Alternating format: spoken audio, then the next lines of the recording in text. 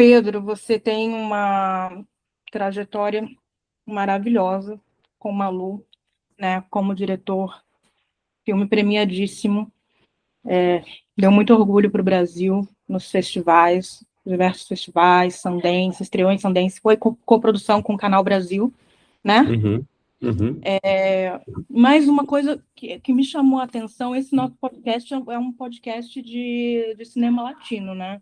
Você e acaba abrangendo ali as beiradinhas dos nossos amigos também.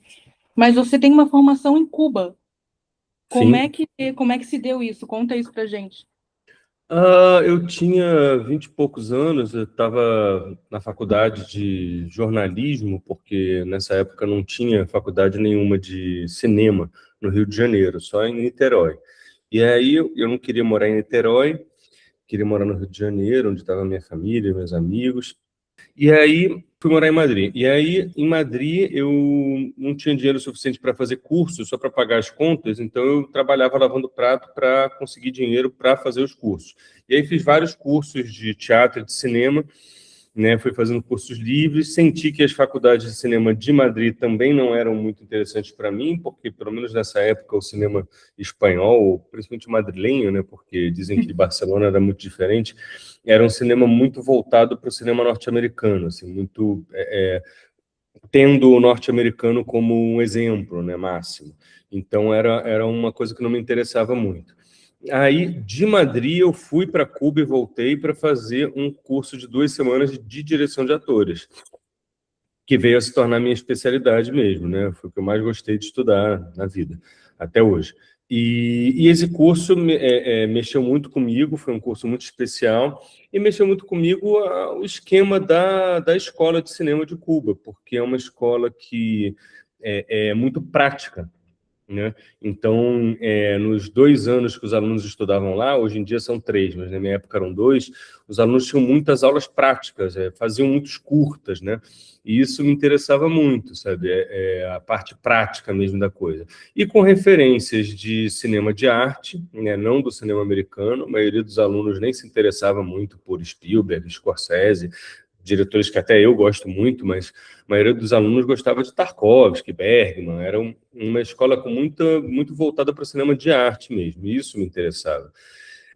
E, além disso, tinha um esquema que eu achava brilhante, que eu nunca vi outra escola fazer nada parecido, que é, em vez de ter o professor que fica um semestre inteiro dando aula uma vez por semana, 2 horas por semana, que significa que esses professores são professores profissionais que vivem de dar aula, porque eles têm essa regularidade, então eles não podem sair para fazer um set e voltar, né? Então são professores acadêmicos, né? Lá não. Lá eles pegavam um esquema, eles têm até hoje um esquema, né? Que é 2 semanas de aulas intensivas. Então, você chama o Francis Ford Coppola, por exemplo, que deu aula lá 3 vezes, ele adora ir para Cuba, ficar um pouco em Cuba, aquela escola mítica do Fernando Birri, do Garcia Marques, do Glauber Rocha. E ele vai, fica 2 semanas quase de férias ali, mas dando 6 horas de aula por dia. De segunda a sexta, 2 semanas. Então, são 10 dias de 6 horas por dia, são 60 horas de aula. Isso é mais do que costuma ser um semestre de faculdade, entendeu? Então é como se fosse um semestre de faculdade inteiro em, né, uma aula de um semestre, né, em 2 semanas, muito intensivos. Terminam essas 2 semanas, o Coppola vai para casa dele. Ele não precisa ficar comprometido a ficar lá a longo prazo, entendeu? Senão ele não iria. Imagina, ele tem os filmes dele, tem a família dele, tem as coisas dele. Ele não iria para Cuba ficar um semestre. E assim eu pude ter aulas com o Garcia Marques, com o Costa Gavras, palestra com o Spielberg, tive aula com Kiarostami, Abbas Kiarostami, que era o meu diretor favorito na época, né, vivo. Então, foi muito forte, assim, foi uma formação muito especial. Bom, voltando, eu fui fazer esse curso, voltei para Madrid, fiquei apaixonado pela Escola de Cinema de Cuba, e de Madrid fiz as provas, passei e fui. E aí foi uma experiência muito especial, porque além dessas aulas serem muito especiais, os alunos são muito especiais. Os alunos da Escola de Cuba são muito especializados. Você não pode entrar na Escola de Cuba com 18 anos saindo da escola. Você tem que entrar com no mínimo 22 anos e já tendo passado por no mínimo 2 anos de faculdade. Entendeu? de preferência a faculdade na área de cinema, comunicação, artes, né? Então, são pessoas que já, em geral, já fizeram um curta, já estudaram, já viram muito filme, entendeu? É quase uma especialização mais do que uma faculdade, né? Então, nesse sentido, eu era o mais novo, eu entrei com 21, todo mundo tinha 23, 24, 25, eu era mascote. E aprendi muito com os alunos, quase aprendi mais com os alunos do que com os professores. E os alunos vêm do mundo inteiro, né? As pessoas de vez em quando perguntam, mas são só cubanos? Não.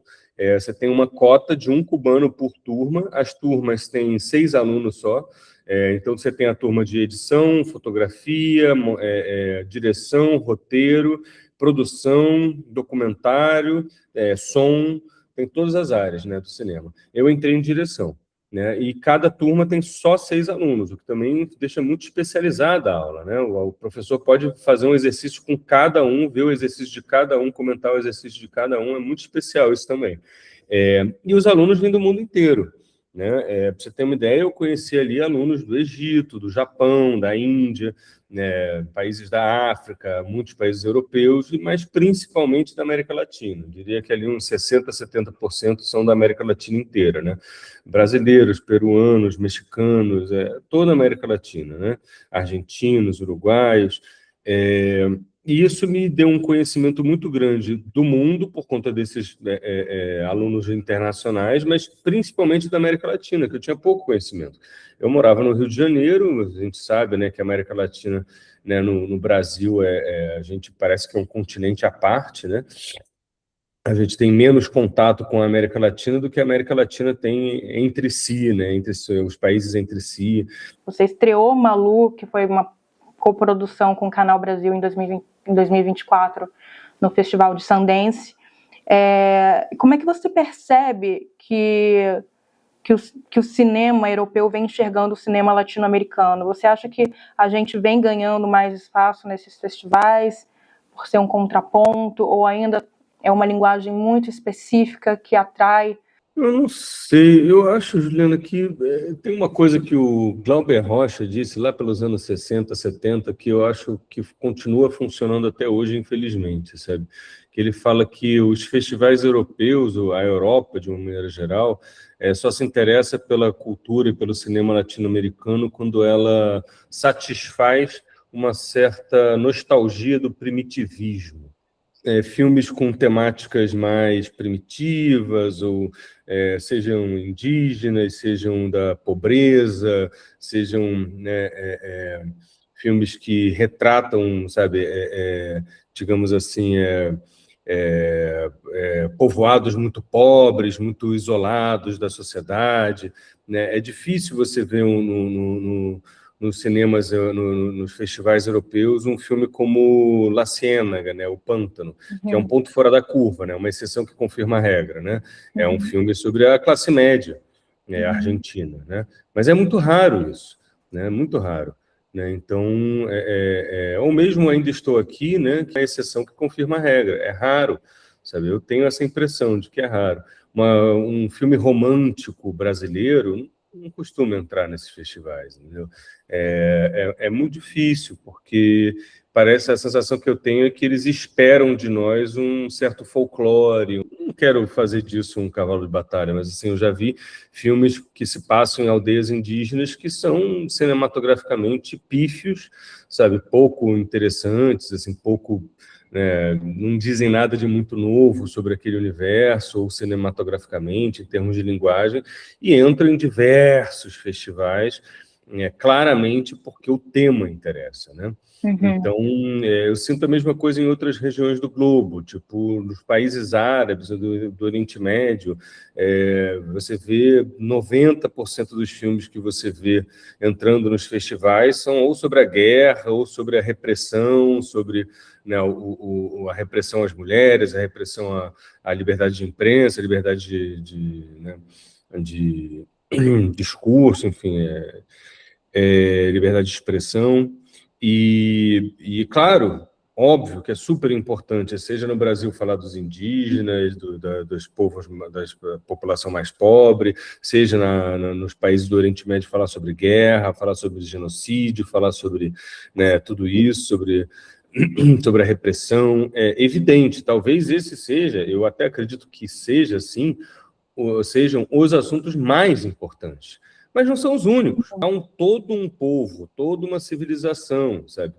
Toda uma cultura a só poder falar de um assunto, de uma área do conhecimento, de uma área daquela cultura, né? Daquela sociedade, né? Porque a única coisa que interessa quem está de fora, eu acho que é muito ruim, é muito daninho, sabe? E digo até mesmo nível de discussão político, porque eu estou falando de questões que são políticas, né? Sejam os indígenas, os pobres, a luta de classes, a luta pelo reconhecimento dos indígenas, o racismo, o feminismo, a guerra, o genocídio, a repressão de um país talvez autoritário. São questões políticas importantíssimas, e ao contrário do que se disse recentemente num festival que o cinema não deve ser político, eu acho que o cinema deve ser político sim. Só que o problema é que eu acredito que a política pode e deve, na arte, ser muito mais complexa do que explicitamente político o filme, entendeu? E eu acho que, às vezes, um filme de amor é profundamente político, entendeu? Eu estou interessado em saber como é que é o amor no Irã, como meu bolo favorito, acho que é o nome de um filme iraniano lindo, que é sobre o amor num lugar reprimido, que não pode, que não sei o quê, que é difícil, que a vizinha não pode saber. Tem a repressão? Tem, porque é inevitável, porque eles moram num lugar que é muito reprimido, então isso aparece. Mas o filme mostra o amor dentro desse universo, sabe? Isso é tão bonito, isso é tão revelador, e isso é tão revelador politicamente, sabe? O pessoal é político, sabe? O amor é político, sabe? Então, eu não sei, eu gosto tanto de fazer filmes pessoais, de relações humanas, sabe? Que eu, às vezes, fico um pouco assim, angustiado com isso. E relações humanas próximas de mim, próximas do que eu conheço, sabe? Então, eu vejo, de repente, alunos querendo fazer filmes sobre o pescador da pequeno povoado, e eu digo, mas você é rico, você vem de uma família rica, você cresceu Porque eu dou aula hoje em dia em Cuba, né? Desde 2017 eu volto a Cuba todo ano para dar aula de direção de atores. E, de repente, eu vejo um cara, mas você é da elite colombiana, sabe? Você já foi alguma vez a um povoado, conheceu um pescador e passou um mês na casa dele? Ah, não. Tudo bem, você pode fazer um filme sobre o que você quiser, evidentemente, mas assim, por que você não fala de alguma coisa que você entenda, sabe?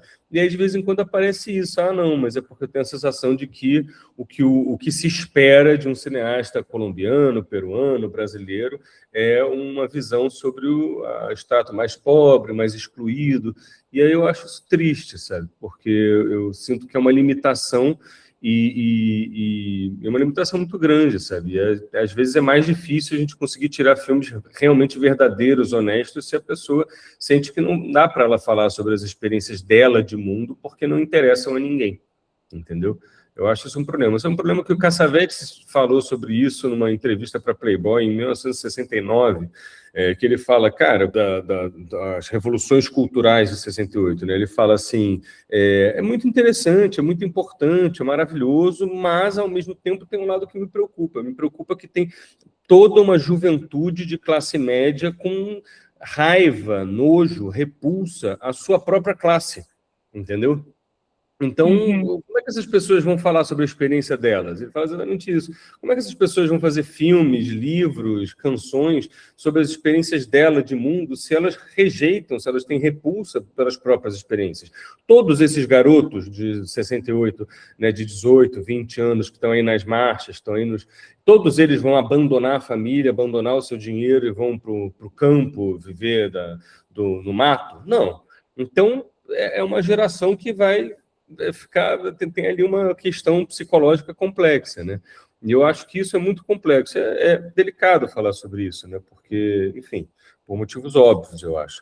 Mas eu sinto isso, eu sinto que não sei, eu acho que, por exemplo, quando o Walter Salles faz o Ainda Estou Aqui, eu acho tão bonito, sabe? Porque ele está falando de uma coisa que ele entende tanto, né? Ele está falando de um universo que ele viveu, que ele estava ali naquela família quando ele era mais jovem, né? Não que Central do Brasil não seja maravilhoso, ele conseguiu fazer um filme sobre um outro extrato da sociedade muito diferente do dele, fenomenal, mas isso é raro, sabe? Isso é raro, é um ponto fora da curva, mais uma vez, sabe? Então eu acho que Ainda Estou Aqui um filme lindo e que eu acho que diz muito de coisas que ele entende, que ele sabe, que, enfim, é um pouco essa a minha visão. Eu acho que a América Latina tem um pouco esse problema de ainda ser colonizada, sabe? Ainda o nosso cinema ainda é muito colonizado. Nós ainda sofremos muito um olhar primitivista sobre nós, sabe? E quando você pensa no cinema latino-americano daqui a 5 anos, mais ou menos, onde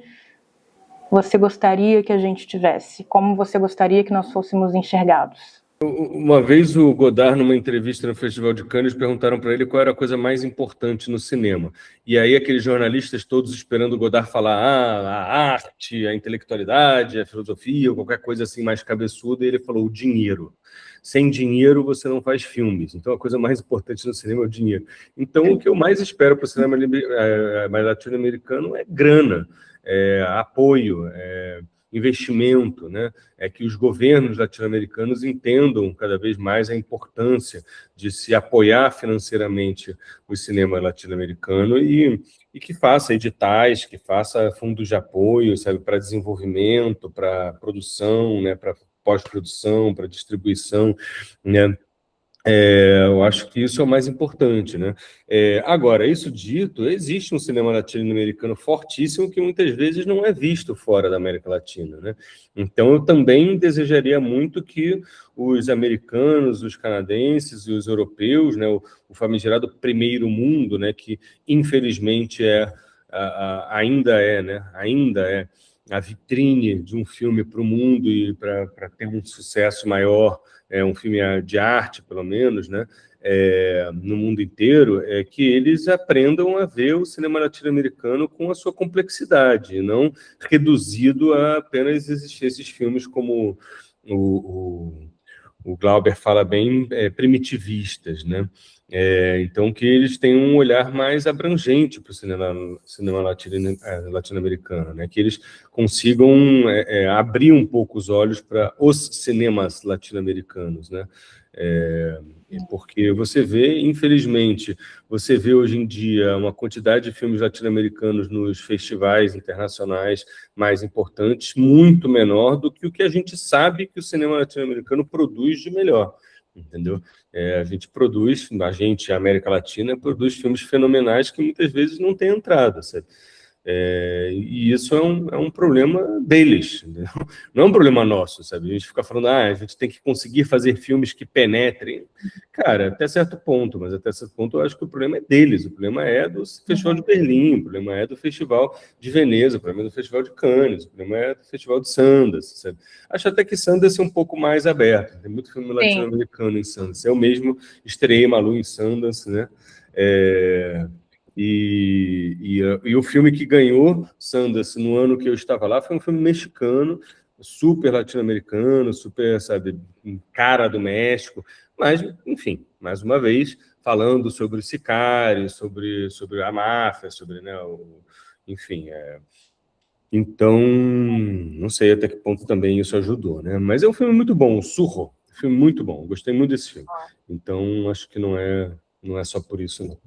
A Malu, ela meio que existe em todos nós, né? A Malu fala de uma mulher, de uma atriz, de uma relação mãe-filha, que é universal, principalmente quando a gente está falando de América Latina.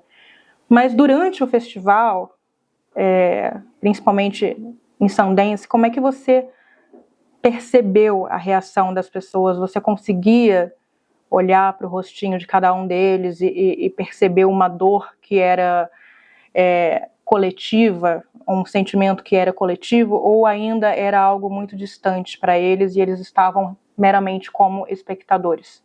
Eu me surpreendi muito, muito mesmo com o que aconteceu com o Malu fora do Brasil, sabe? Foi muito especial, porque, de repente, ele passou em festivais tão distantes do Brasil, em todos os sentidos, seja uma distância física, seja uma distância de culturas, né? Quanto à África do Sul, Cairo, no Egito, Kerala, na Índia, sabe? Durban, na África do Sul. Então, só para dar exemplo desses 3 lugares, né? Na África do Sul, em Durban, uma sociedade muito diferente da nossa, né? Enfim, terminou a sessão, eu fui fazer o debate, e a primeira pessoa que pergunta, uma senhora assim, de uns 60 anos, linda, super, assim, uma feição assim, de uma pessoa, parecia muito, não sei, me deu uma sensação assim, de uma pessoa potente, sabe? Me chamou a atenção ela. E ela falou assim, olha, eu peço desculpas que eu vou ter dificuldade de fazer a pergunta porque eu ainda estou tremendo com o final do filme, me tocou muito. Porque, nossa, mas, sabe, da África do Sul, é uma sociedade tão diferente, eu achei que eu tinha feito um filme tão brasileiro, eu achei que as pessoas iam ter dificuldade de penetrar, de serem atravessadas pelo filme, e essa mulher foi muito atravessada. No Cairo, foi super legal, a sala estava lotada, fizeram perguntas incríveis, super assim, perguntas que entendiam o filme, sabe? Perguntas que penetravam no filme mesmo, sabe? Não eram perguntas, como é o Brasil, nossa, que pitoresco. Não, eram perguntas sobre a mãe, a avó, a relação entre mãe e avó, sabe? Assim, muito bacana. E no dia seguinte, no hotel, de manhã, no café da manhã, uma mulher me abordou e falou, com licença, você não é o diretor de Malu? Eu falei, sou. Eu assisti o filme ontem, queria te dizer que eu sonhei com o seu filme essa noite, eu passei a noite inteira sonhando com a Malu. Nossa, uma mulher do Cairo, no Egito, um país árabe, que fala árabe, que loucura.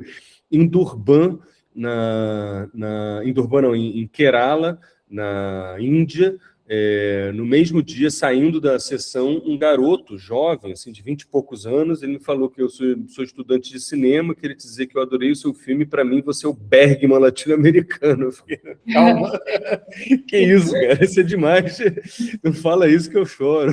Então, assim, você vê como atingiu, bom, e o filme foi para Sundance, passou em vários festivais nos Estados Unidos também, sabe?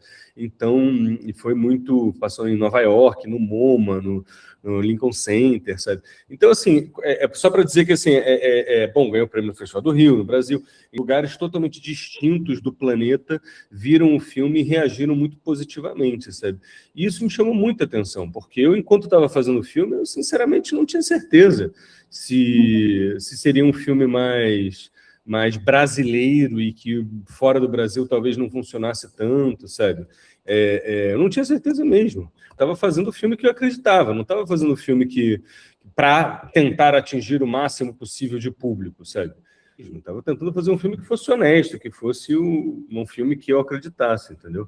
Agora, falando da preparação de atores, né? Quando você recebe esses atores, claro que, né, cada ator é um ator, mas você sente que eles já vêm no molde de um cinema comercial. Como é que você trabalha esse lado visceral? Como é que você desconstrói?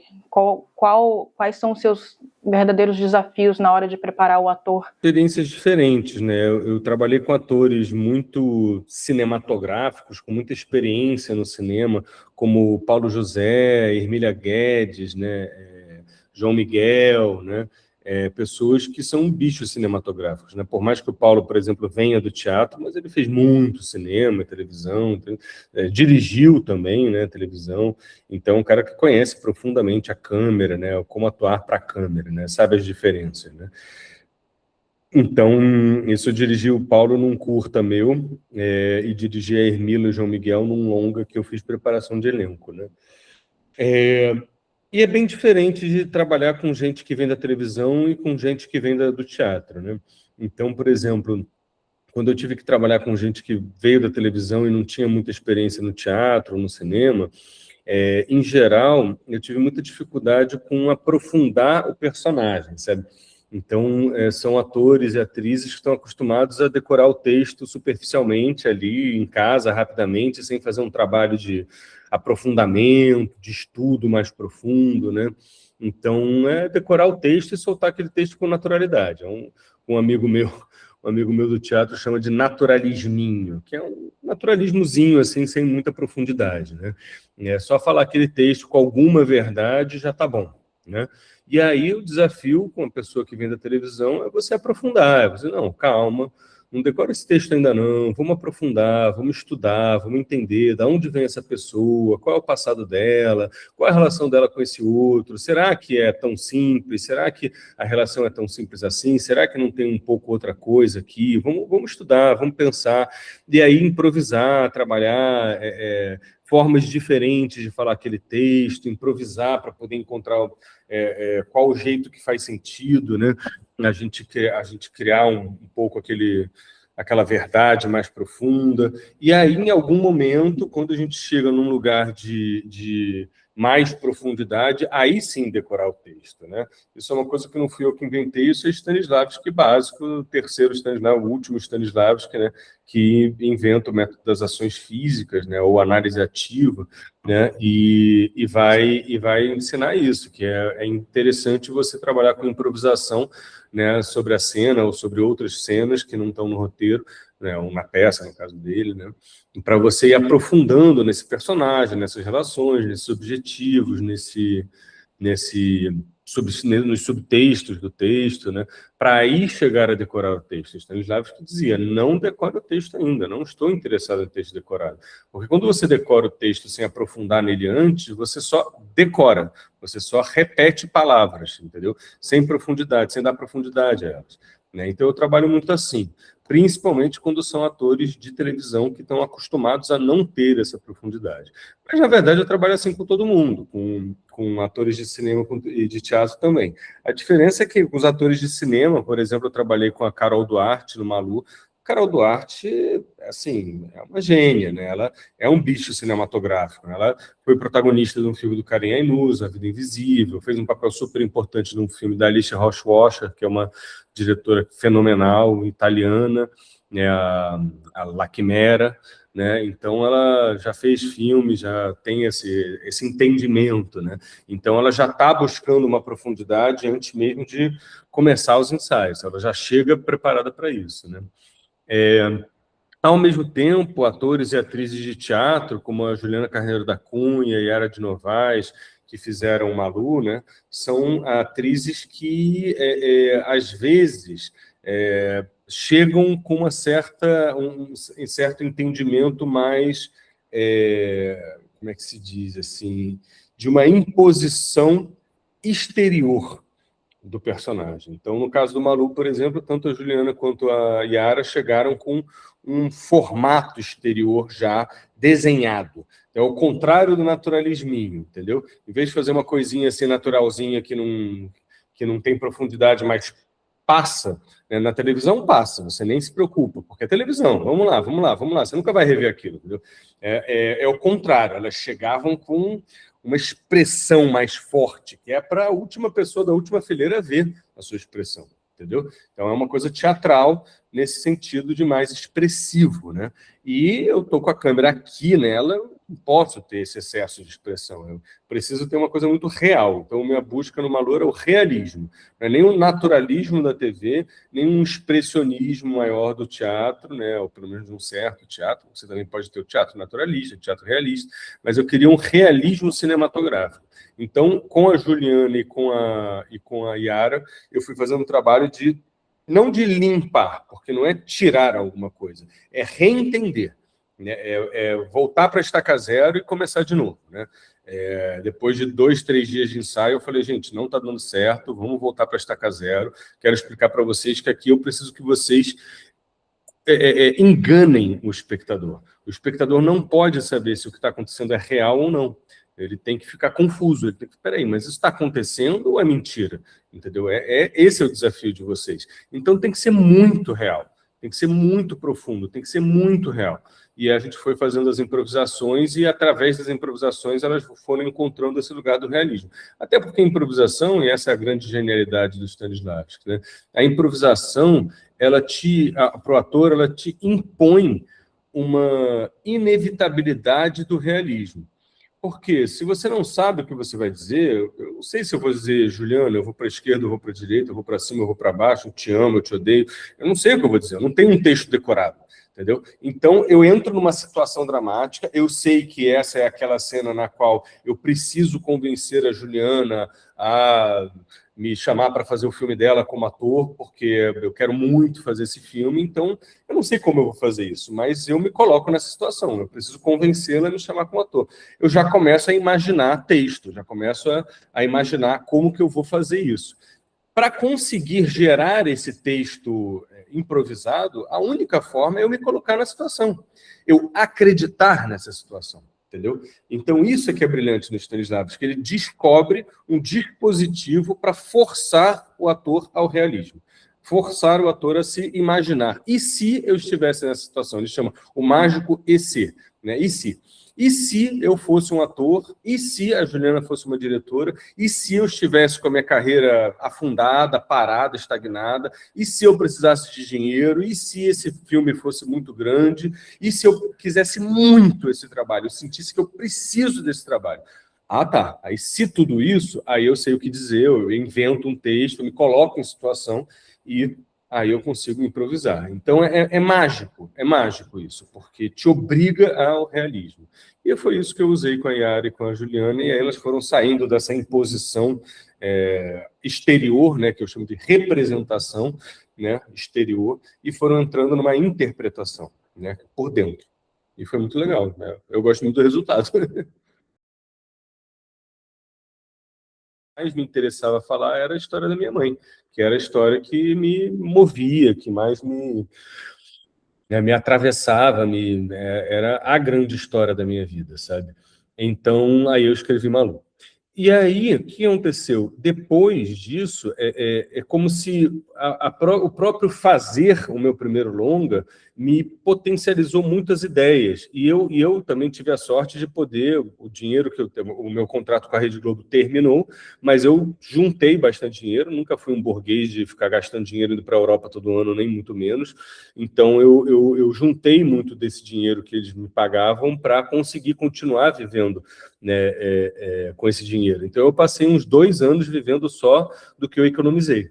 E aí, esses 2 anos foram essenciais para o Malu, porque foram 2 anos em que eu não recebi R$0, mas eu pude passar 1 ano pós-produzindo Malu e mais 1 ano viajando o mundo com Malu, entendeu? Foram 2 anos dedicados a Malu. Só que, claro, que eu não estava pós-produzindo ou viajando o mundo todos os dias de segunda a sexta. Então, todo o tempo livre que eu tinha, eu escrevia roteiro, pensava projetos, pensava projetos, pensava projetos, pensava projetos.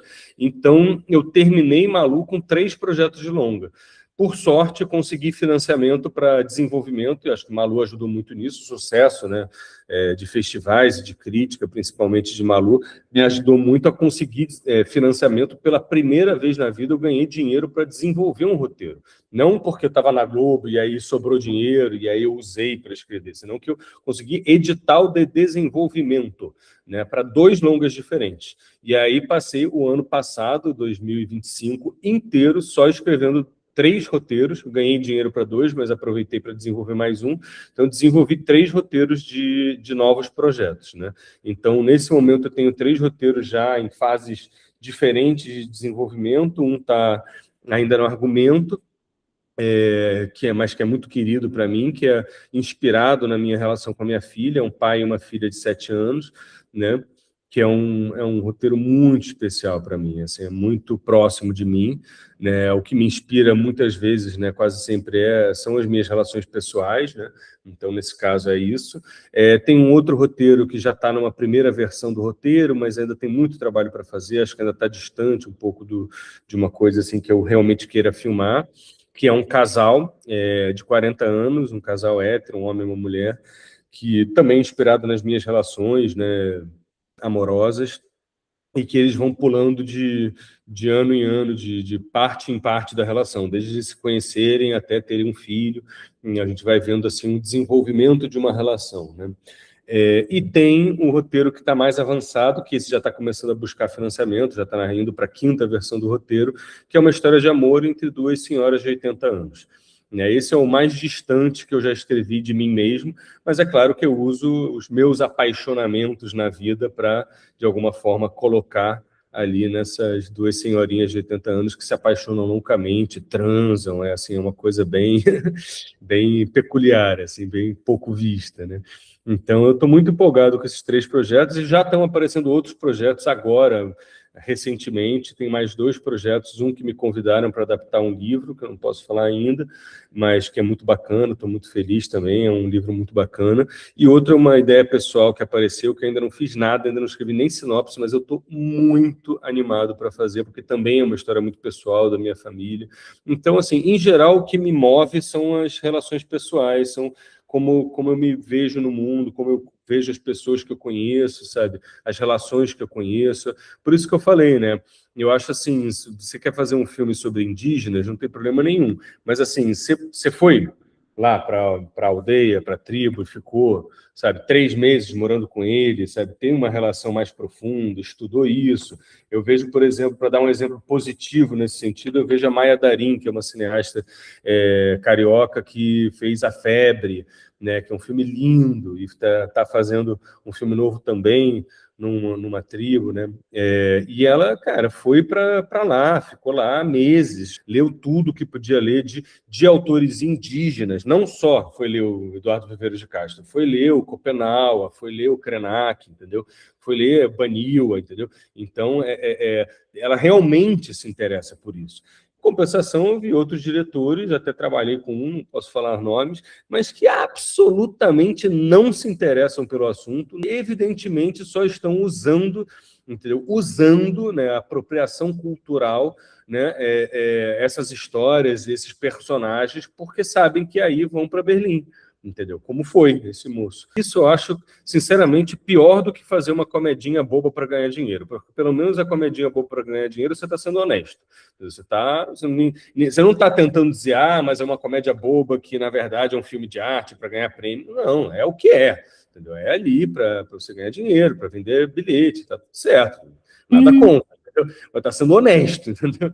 Mas não, né? Tá escancarado. Eu quero dinheiro, venha rir e encha meu isso bolso, né? é o que é, não é outra coisa. Né? Ninguém está enganando ninguém, sabe? Então, Pedro, eu te agradeço muito. Você ter embarcado com a gente aqui na nossa primeira temporada do Pod Latino de Cine, conhecer um pouquinho mais da sua história. Te desejo o maior sucesso do mundo com seus projetos, que essa ponte latino-americana cada vez fique mais curtinha, né? Que não seja uma ponte longa, que seja aqui do lado e que a gente consiga fazer cada vez mais coisas juntos. Então, todo o sucesso do mundo. Foi um prazer.